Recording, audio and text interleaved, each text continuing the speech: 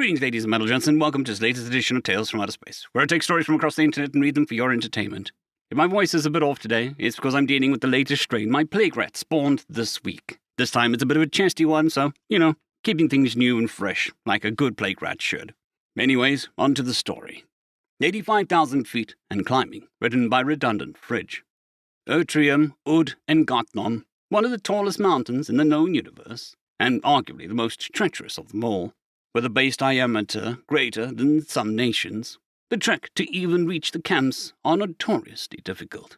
Throughout the stars, climbing this mountain is considered a true test of physical capability, skill, disposable income, and patience. Many races have attempted, countless have perished. A select few have ever reached the summit. Even fewer actually make it down alive. This mountain has gained such tasteful titles, such as Murder Mountain, Country of Graves, and the Land of Sacrifices. Such pretty titles never dissuade people like my group. If nothing, it encouraged people more. We took pride in the quality of our gear, the experience of our guides, and the care we took in this expedition. Ultimately, time itself was our enemy, as we still had to acclimate for days, even weeks, at each camp. On our route, there were a total of 25 encampments, until we reached the summit. The first set of 5 camps were basically towns in their own right, but established, well ingrained, they were glorified farming villages. They even had well-known survival brands sitting in the bazaars. With all their experience, I witnessed our guides gathering in their own personal prayer circles.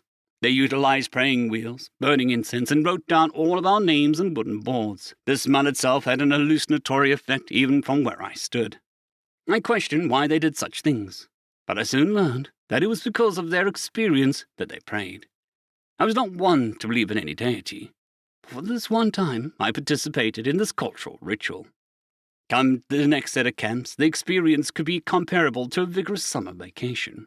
Not as established as the last set, and the air slowly became thinner. The cold became apparent. We were even told, as a group, multiple times not to push ourselves.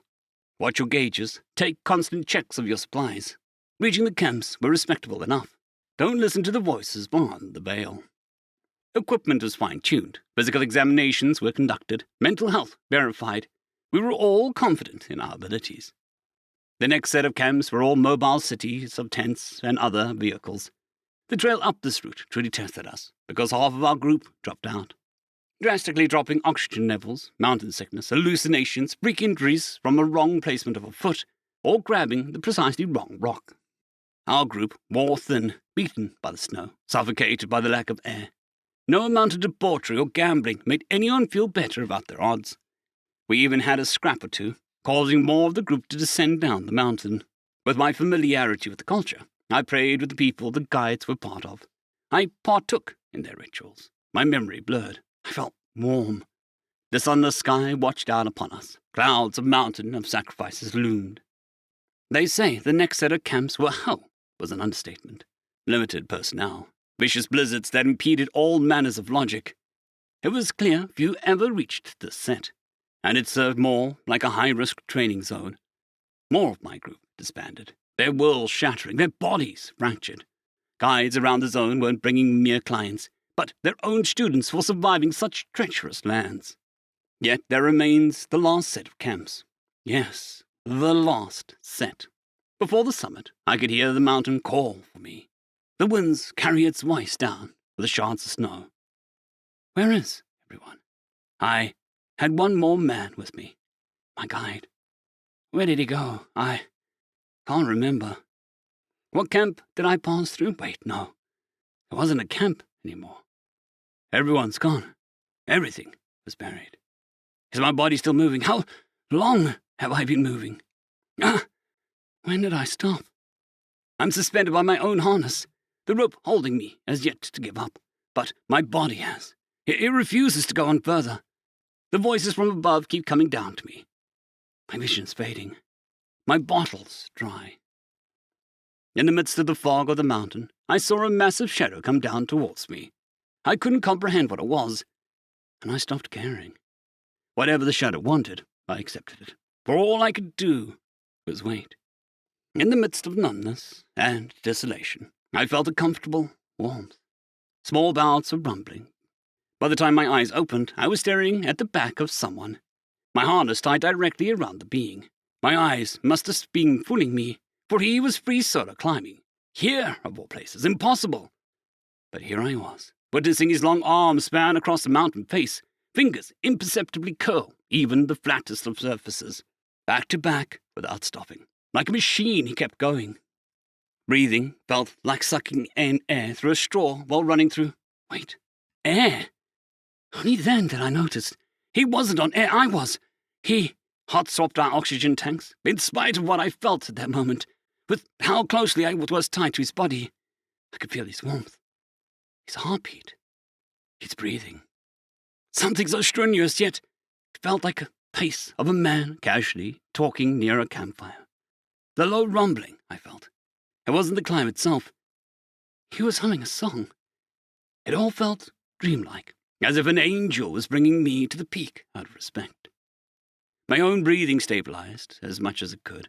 Feeling returned to my body as little as I could manage. By the time my mind made peace with itself, past the clouds of frost, and a sky devoured by storms, I witnessed daybreak.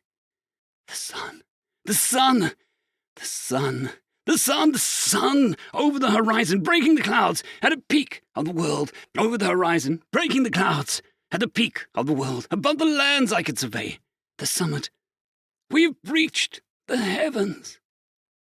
My guardian angel gently set me down to watch a beautiful rising sun. Only then did I realize that he was a human, an incredibly tall one, perhaps the tallest I'd laid eyes on. Even through his goggles, I could see he also had the biggest eyes I've ever seen. They were comparable to an owl. The human pulled out a professional-grade camera and began to take pictures of the surroundings. He even took a photo of me, then proceeded to do a group photo with the two of us side by side. Whatever sound was made was lost on me, or perhaps sound just ceased to exist this far up. Even if I was half dead, my heart beat with elation. Yet, when I stared at the human, he appeared to be bored. His face unchanging, his pace steady. Even when he took pictures, it felt like a professional doing his job. With how massive his eyes were, it became obvious that he was looking for something specific. Most people would celebrate a treacherous height such as this mountain, but this human had no such thing. What felt like hours marveling at the beautiful hellscape around us was probably only a few minutes. The human hand signaled for me to remain where I sat, before walking away of his own accord. I stared at the strong back of this man, then looked past him to see where he was going. In the far distance, only then did I notice the partially buried bright remains of a climber. I couldn't look away. My saviour began digging away at the mountain, and with a few strokes, paused in place. He stared down at the body for what seemed like eternity. His head kept turning towards me, then back at the body. This happened several times, up until I saw his hands clench firmly. He reached down, patting down the body before removing something from it.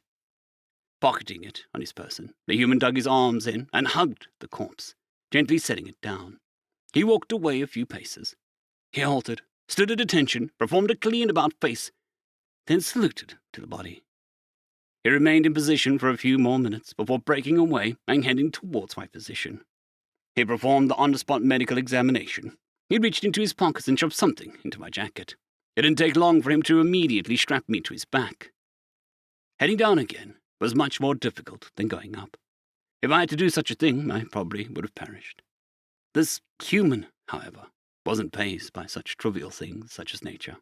Yet, here I was, with a splintering headache, half dead and being actual dead weight. Clearer memories flooded into me as the human walked past the abandoned camps, where an avalanche consumed everyone in sight. I felt nauseous from just thinking about it. For the human, however, his heartbeat never skipped once. He eventually handed me off to the guides, and I got taken into emergency care. The human quickly wrapped a camera strap to my body before immediately disappearing from sight.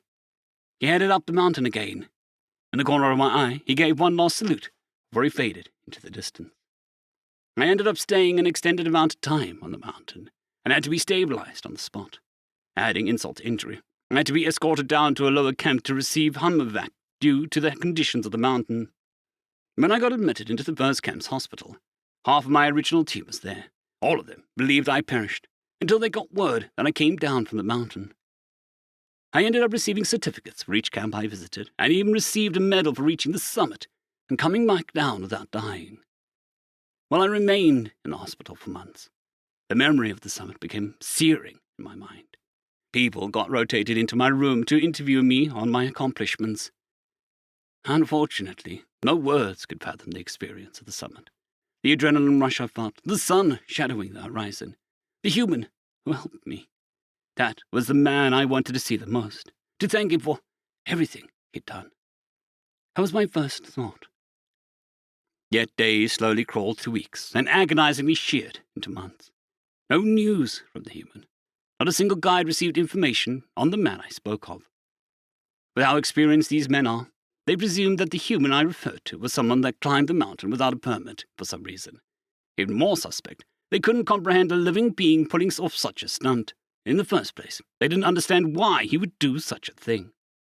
If it was someone without a permit, he wouldn't visit the camps, couldn't resupply, and didn't have a guide the entire time. My mind broke down at comprehending the situation, of the absurdity. At the same time, it didn't surprise me at all. My gear was kept nearby as I acclimated to normalcy, feeling my muscles return to me, one nerve at a time. I allowed no one to search my jacket. The first thing I needed to do was touch what the human left in my gear. Eventually, when I was able to walk again, I limped my way to my hanging jacket. Reaching in, I heard the jingling of metal. In my hands were two different sets of dog tags, one much more weathered down than the other. Only then did I realize why the human climbed the mountain. Only in the circumstances before me was everything clear. The first set of weathered tags read Hilda Ugla. The second, well-maintained pair read Henrik Ugla. End of story.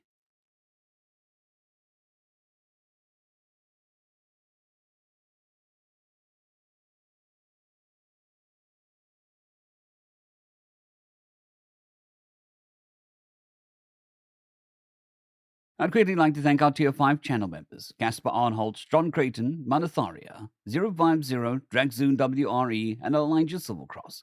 Thank you very much.